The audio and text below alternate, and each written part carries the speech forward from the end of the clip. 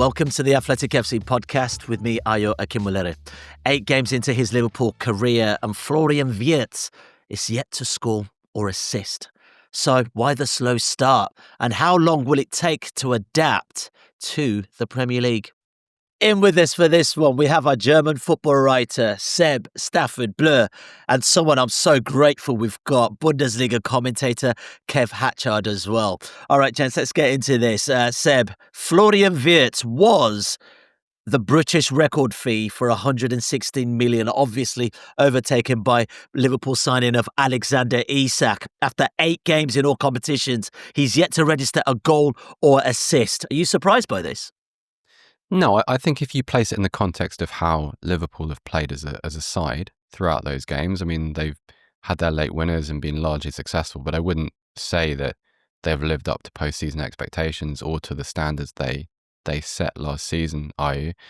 And Wirtz is a wonderful player, really one of the best players I've ever seen live, but at the same time, he's still a function and was always a function of how Bayer Leverkusen played in the Bundesliga. He's part of a system, and I don't think he's necessarily played badly. I just think like everybody at Liverpool individually, he's been a bit sort of 6, 7 out of 10, and mixed in with the expectation around adjusting to a new league, adjusting socially to living in a new country, new teammates.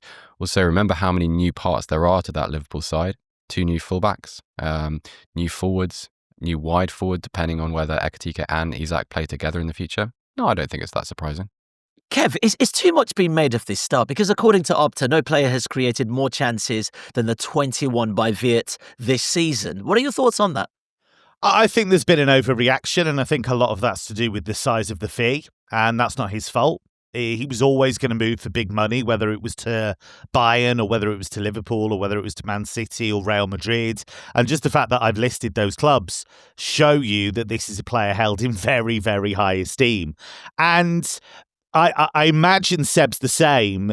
If we didn't see the player we know, if we saw a player that was completely on the fringes, not getting involved, then you would worry. But I see loads of Wirtz glimpses all the time. And I obviously naturally have watched him really, really closely. I've watched all of Liverpool's games. I've been kind of laser focused on Wirtz. And all the little shimmies are still there. All the little lovely touches. All the weight of pass is still there. All the movement's still there. But the game is quicker. And it's more intense, and he hasn't got as much time to play. It's like saying to a player, right, you're going to have 2 seconds per action. Oh, now you've got 0.7. See how you deal with that. So it's always going to take a while for him to adjust to that, the physicality. And I think you also need to look at some of the teams he's come up against. Bournemouth, who have an incredible pressing game. Newcastle away, that was a bear pit. Galatasaray away. These are tough places to go where they're at you all the time. So I actually think he's done okay, given all of the circumstances around the move. Yeah, when you heard of and this is to you, Kev, when you heard of this major transfer, and obviously some might say the darling of German football, were you worried it could take some time from a football perspective to kind of take it to the Premier League? It's always a little bit hit and miss because it depends on the position. It depends on what those players are asked to do, whether it's different to what they would normally do. So I see somebody like Ekitike. Ekitike is a bit more plug and play in the sense that they've said to him, just do what you did at Frankfurt, which is be a facilitator, but also all that movement, all that link-up play. So it's not significantly different. He's come from a Bayer Leverkusen team where he was absolutely the top man. Everything went through him. He was the creator. He was the conductor. At Liverpool, he's one of several. And let's be honest, it's still largely Salah's team. You look at last season, certainly the first 2/3 of last season, everything's geared towards Salah. Why wouldn't it be? He's a world-class player who had incredible numbers. But that's not necessarily conducive then to bringing in a new guy and saying, right, the team's now about you. So there's all of that as well. And I'm not saying that Salah's made it difficult for him. I imagine it's the total opposite. I imagine Salah's been very collegiate, but just naturally, Liverpool have gravitated towards him. So it's a very different look now. Let's talk about the system he's playing at Liverpool then, Seb. We've talked about the Salah effect potentially. Just how different is that system to the one we saw at Leverkusen? I think the difference that I would describe Ayo is actually balance. Because when I think of the last 2 years, he spent in Germany in obviously Xabi Alonso's Bayer Leverkusen. One of those years was the undefeated double winning season. The second was not quite as impressive, but still, within the context of Bayer Leverkusen's history, excellent as a season. Now, that side had so much rhythm. Now, if you think about the way in which it pointed towards Wirtz in a lot of ways, he had two forwards, mainly Patrick Schick, but also Victor Boniface, who played as nines, but could operate as tens, had a lot of 10-related skills, could combine with deeper players. Two wing-backs / full-backs in Jeremy Frimpong and Alex Grimaldo, who were very different but suited the team so well. Frimpong, just a brilliant all-round wing-back, but Grimaldo could do so many different things in so many different positions, not just from the touchline. And then behind him, you had a midfield that was it supplied him so well. Granit Xhaka was still one of the best progressive passers in German football. And so the cumulative effect here was he was always being put in positions that he wanted to receive the ball in. Leverkusen, when they were transitioning, were incredibly effective, and Wirtz, because of his range of attributes, was extremely good in isolation, in pockets of space, that Leverkusen were very, very good at finding. And so you essentially, even though the team wasn't really built around him, you had a team that was attuned to him completely. And I think also, if you look at some of the data from those last 2 years, generally speaking, you see Wirtz having around 80 touches a game, 80 touches per 90 minutes. And at the moment at Liverpool, I think only the game at Turf Moor against Burnley would he be up at that level of involvement. And yes, there have been a few occasions when he hasn't played as many minutes, but I think that describes how woven into the fabric of the side he was at Leverkusen versus, quite understandably, how he's not yet at Liverpool. And I know there are better measures of that, and that's a very simple layman term way of looking at it, but I think that is descriptive, and I think it's also worth remembering.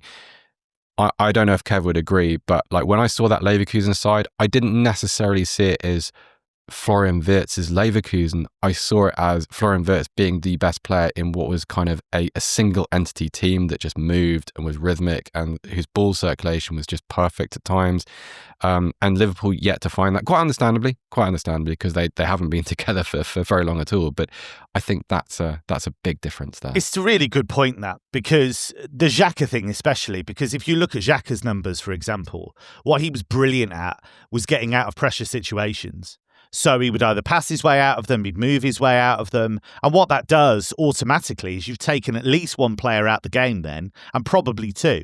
And so suddenly Wirtz is on the move with a lot more space. He's usually got a striker ahead of him. There was a spell in the season just gone, actually, not the title-winning season, where him and Patrick Schick had an incredible link-up. I think it was something like he set up 6 goals in a row for Schick. And he had that weight of pass. He had that ability. So he had a target straight away. Now, he's going to have targets at Liverpool, but I think there's also an element of players encroaching on his space to a certain extent as well. So Cody Gakpo wants to come in field, and sometimes they're in each other's way. Ekitike wants to come short. Sometimes they're still finding, where do I want to be and where should you guys be? And they'll get there. It takes time. And the other thing as well is that Leverkusen, yes, they won the title. Yes, they won an unbeaten league and cup double. Never been done before. Even Bayern never did that. Even having done that, you're not talking about the same glare of the spotlight. You're not talking about the same pressure. Whereas at Liverpool, every draw is a disaster. Everything is poured over. He's got this massive price tag on his shoulders, which isn't his fault. And so then it is a test. It is a real test. But the one thing I've always felt about him is that he has this steel. He has this strength of character. He is a real competitor. You see it sometimes in the way that he'll snap back at people, or the way he talks to referees sometimes. He's a real fighter, and I love that about him. And I think he'll get through this. I think he will be an excellent player for Liverpool, not just this year, but in years to come. Yeah, Kev, you make a really good point about the price tag, because I don't think any player actually puts £100+ million on their back. I mean, these are agents, these are clubs doing business. But on that subject, Seb, recently seen Liverpool legend Jamie Carragher asking for him to be dropped out of the team because he ruins the rhythm of Liverpool. Liverpool need to go back to who they are and then maybe think of integrating him. But if a player of that price tag is going to come to a club, you'd like to think the club's done its due diligence and as to how this player is going to work for the club.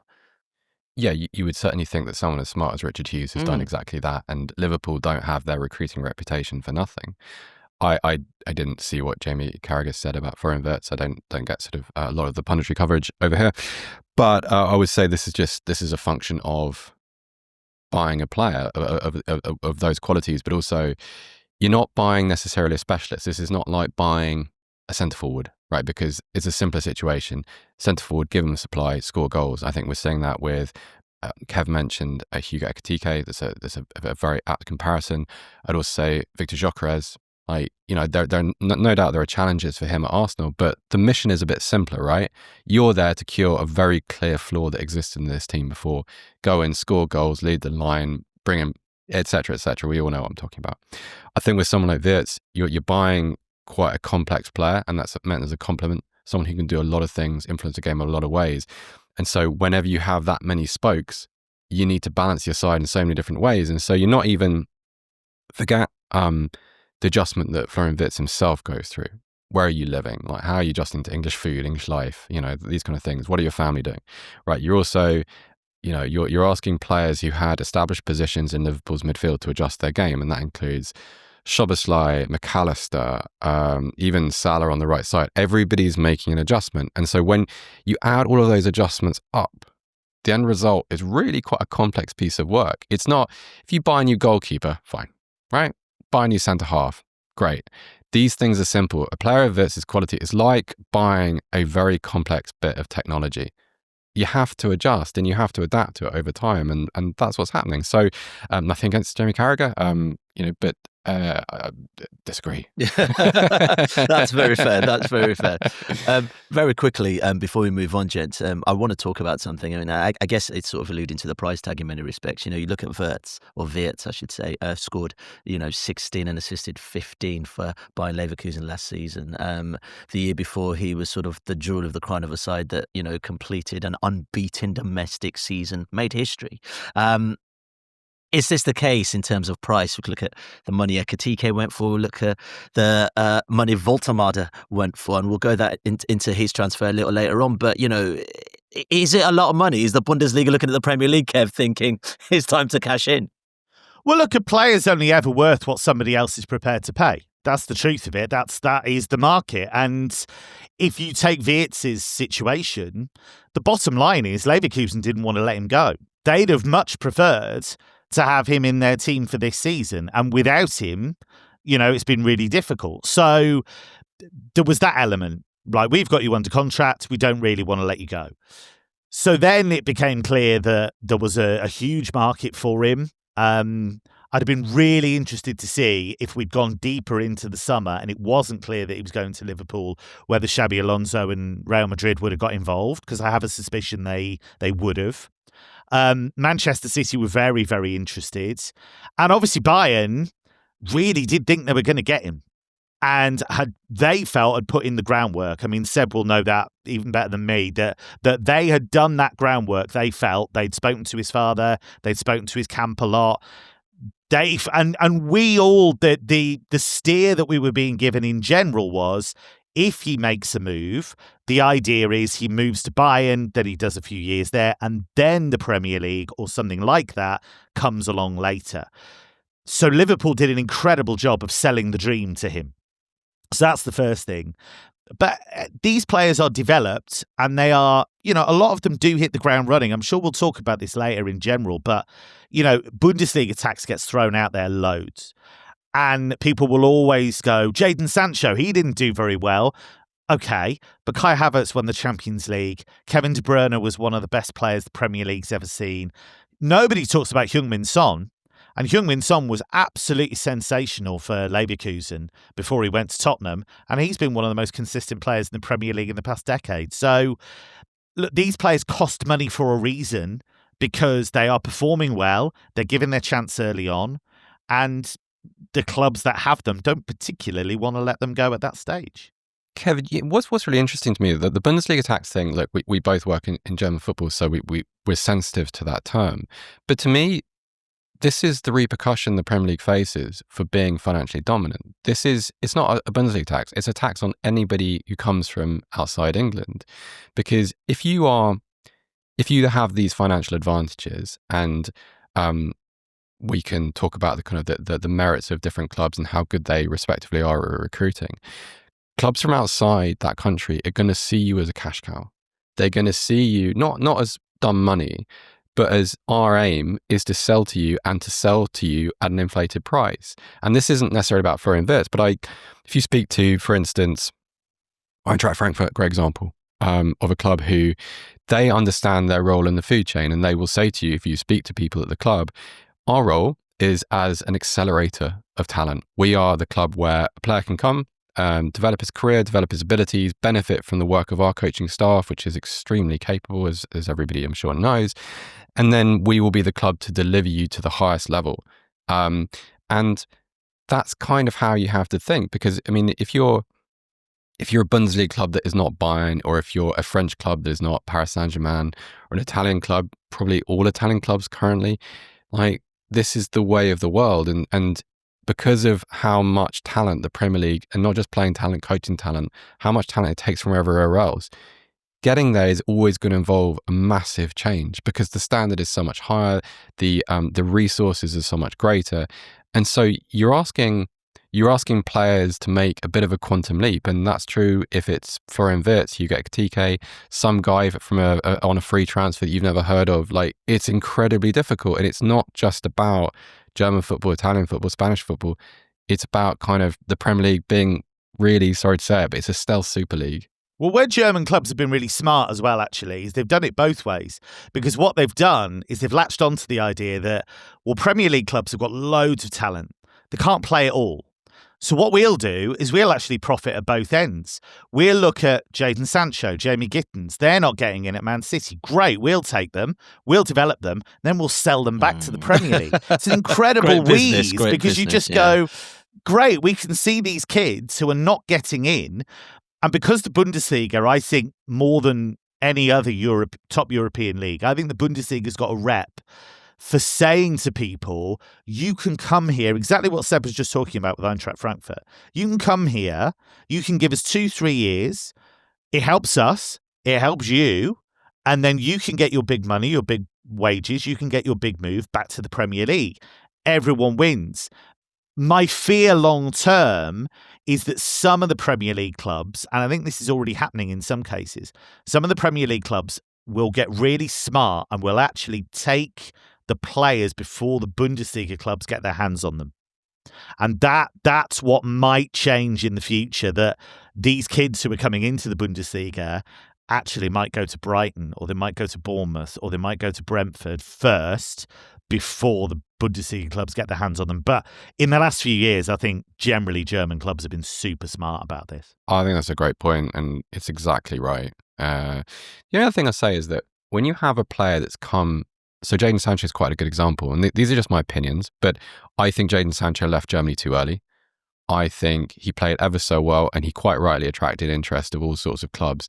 I think it becomes very difficult for a player in that situation to turn down a move to a club of Manchester United's size and wealth, even if they're not quite ready, because it's very human, isn't it? Like, you'd be thinking, wow, a year's a really long time in football. What happens if I get injured? What happens if, a club like, a super club is able to go and say, right, well, you're not available, so we're going to invest 150 million in this guy over here, and that's us for 5 years in your position.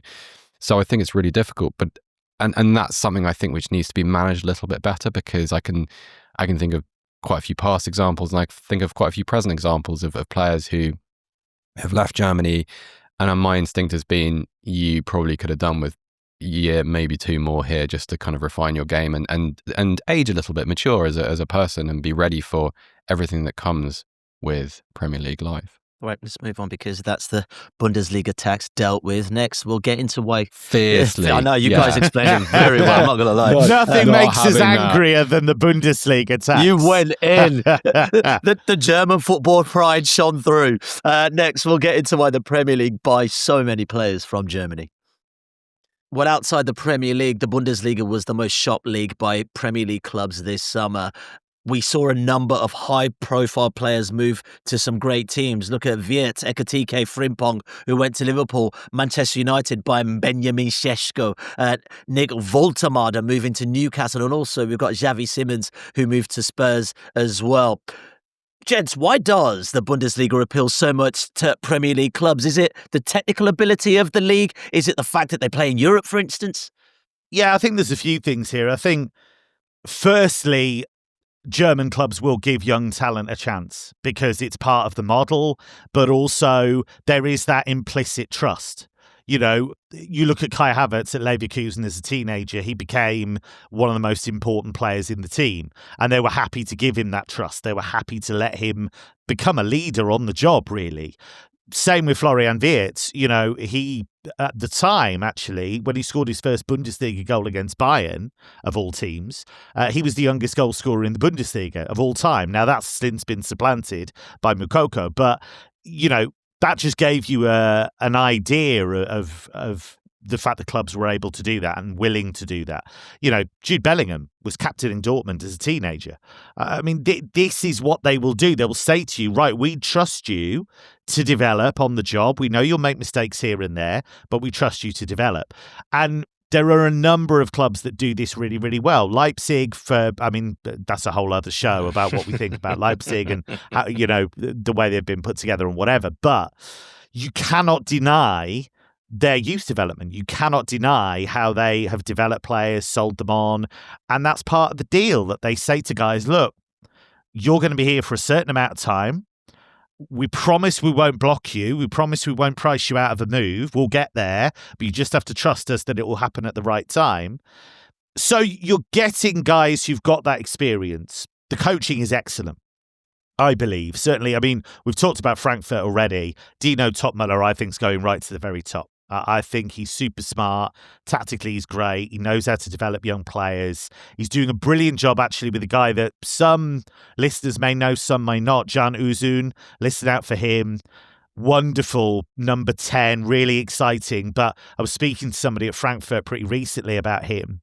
And the change has been that Dino Topmüller is quite hard on him sometimes. He'll say, look, you might have set up 2 goals in the first half. If I see you start to tire or make sloppy passes in the second, you're off. And I think that's really actually got a bit more out of him.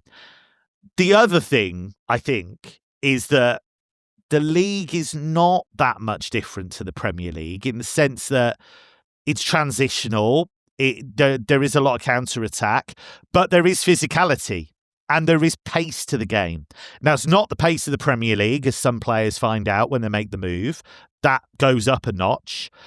But it's not as slow as some leagues. And so I think there is a certain amount of readiness built in when these players make that move. Yeah, I agree with all of that. The only thing I'd add, I think, is, and this is a bit of a pet theory of mine, so I don't know if it stands up to any scrutiny, but I think the Bundesliga is especially good at developing young attacking players, because you can say to someone like Woltemade, Šeško, Simons, Openda, you can say, right, we're going to give you starting roles at the top of the league in clubs which are relatively strong compared to other sides. So Šeško, when he arrived in Germany, and I still think now, I personally think Šeško left too early, but when he arrived, instead of playing for Bochum, which would be his probably the equivalent in the Premier League relative to his ability had he moved at that point in his career, you can play for a team that is largely ball dominant, that is full of very, very talented players, that because of the various disparities in the Bundesliga is able,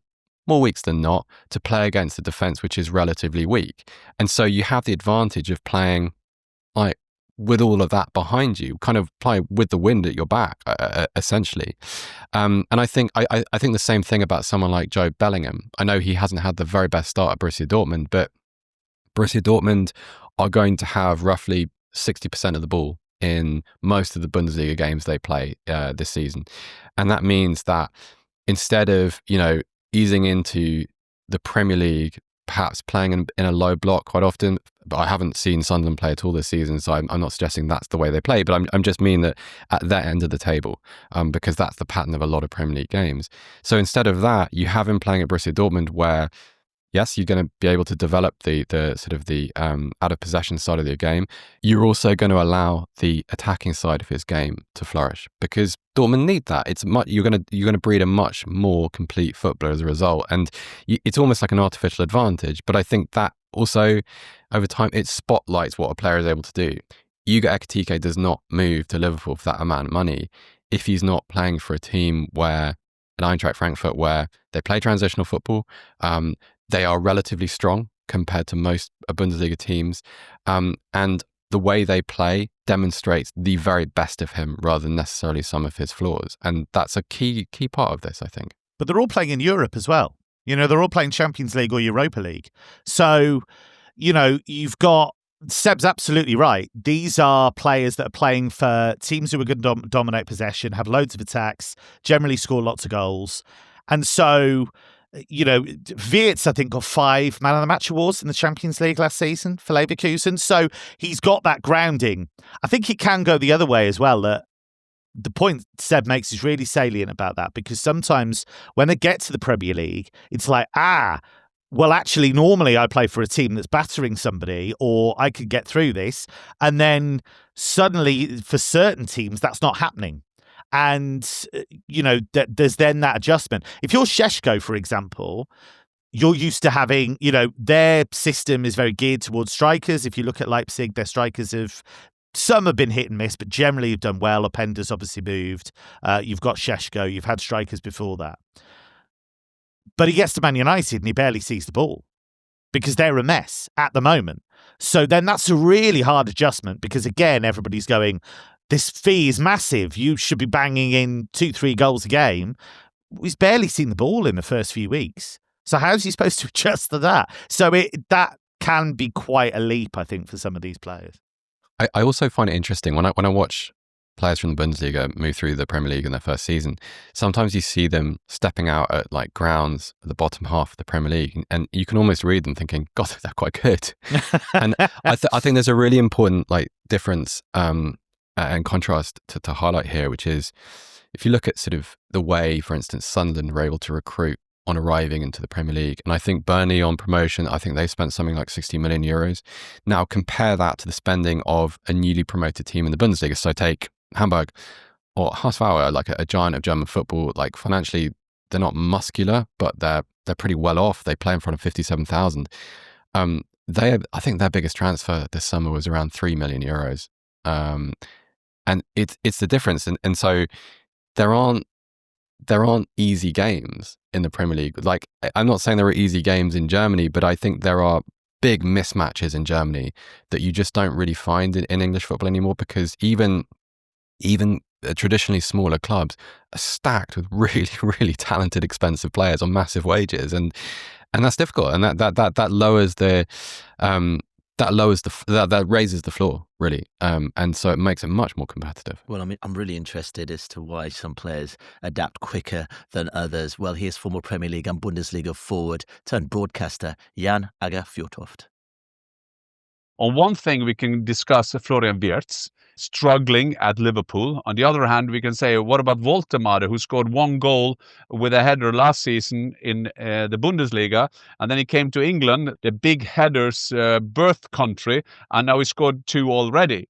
We could also use Erling Haaland. Didn't take him long to adapt to the English Premier League. It's an interesting discussion. You would like to say that the Bundesliga is a farmers' league and all those kind of things, but I think it's general thing that it's hard to adapt to a new league. Premier League is the best league, and then it's hard there to do that.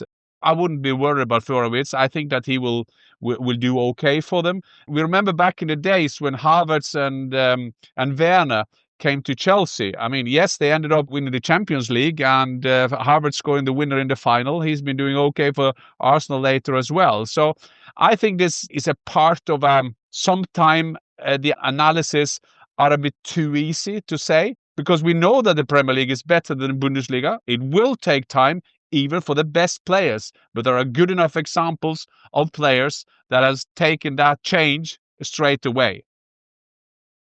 Always honest, always speaks with his chest. Appreciate that, Jan.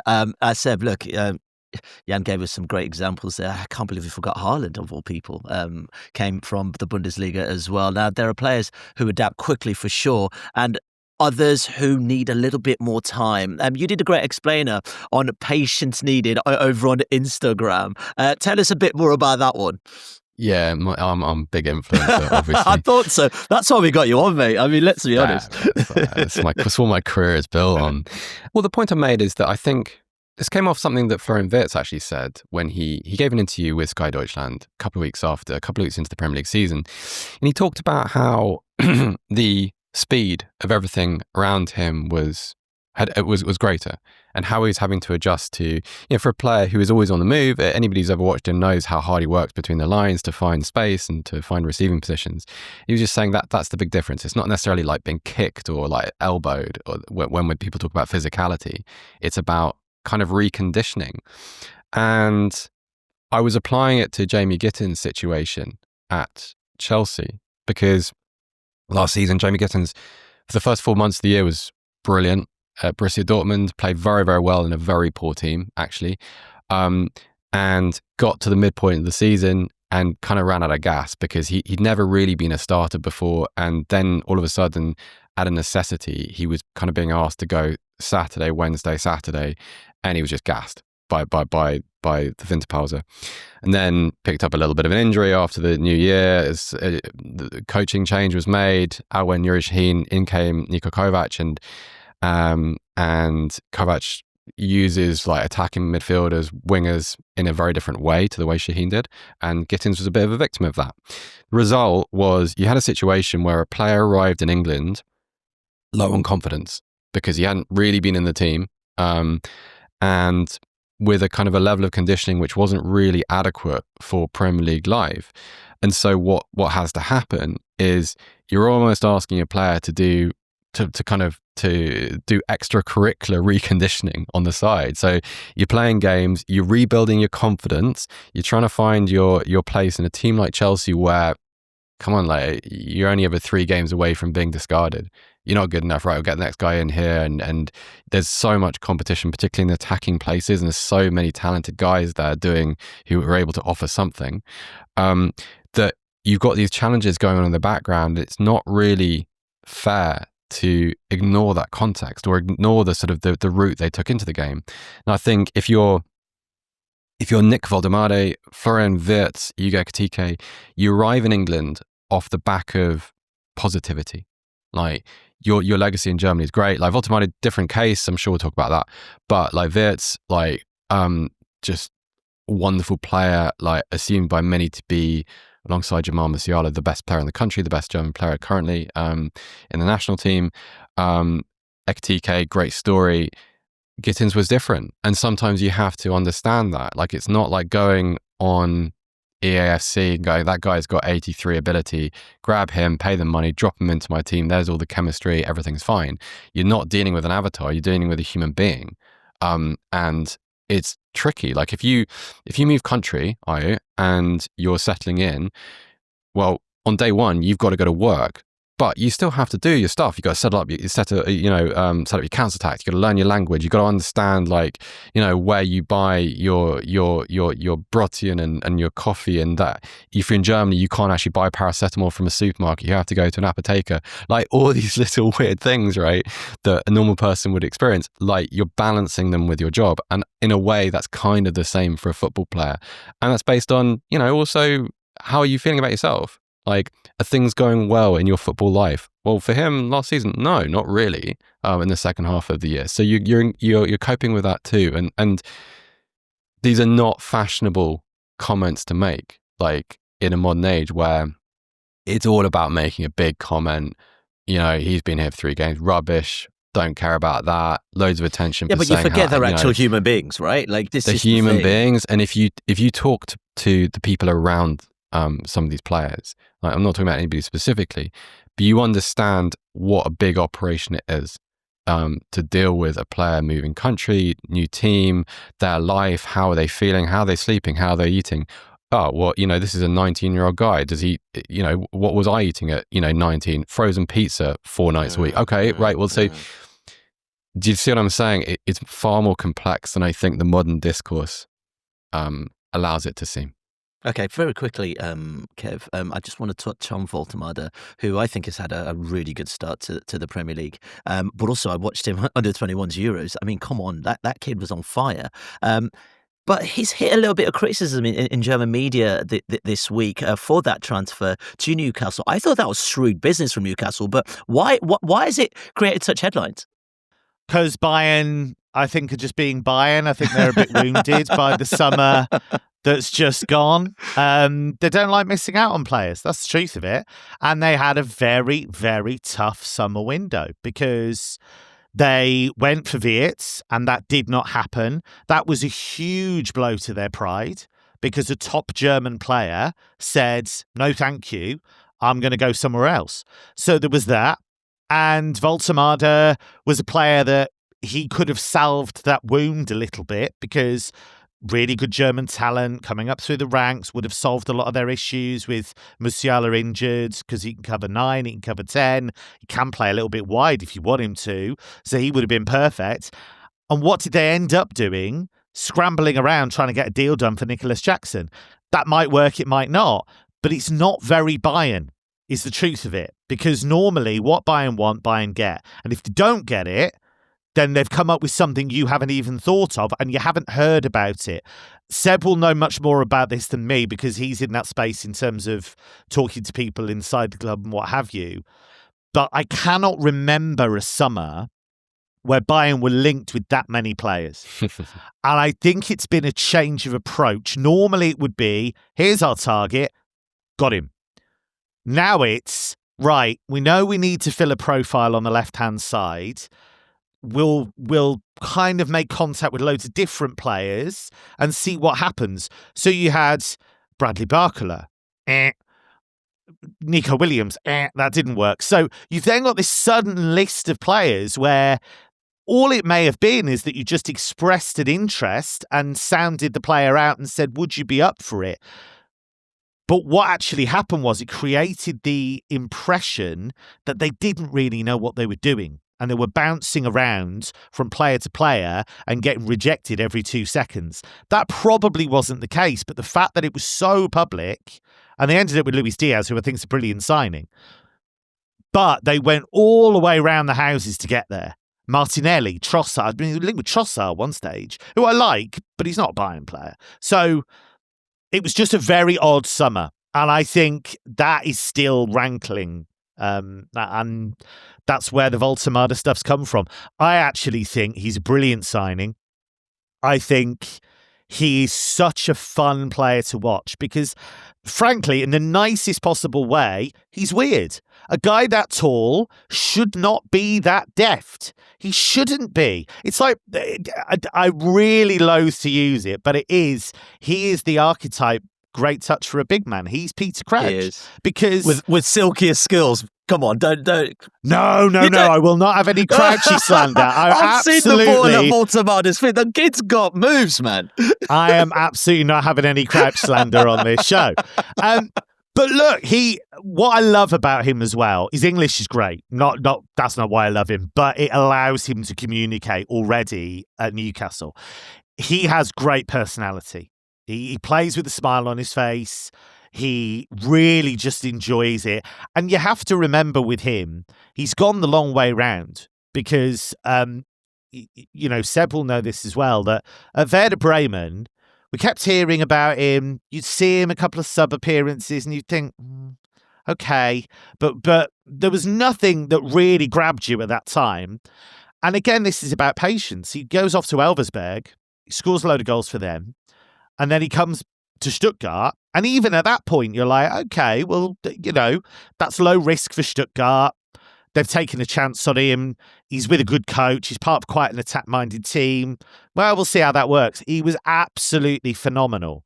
So it kind of brings together everything we've been talking about. Players develop at different rates.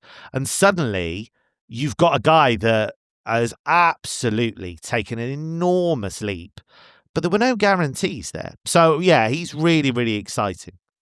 All right, gents, let's leave it there. Seb, Kev and Jan, thank you so much for your time. And also, thank you guys for joining us as well. We hope you've enjoyed the show. Drop us a like on the video and also leave us a comment if you can. We'll be back soon. For more from the Athletic FC podcast, make sure you like and subscribe to the channel.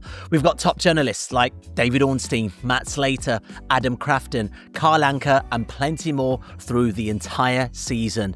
Make sure you don't miss an episode of the Athletic FC. You can get it wherever you get your podcasts from.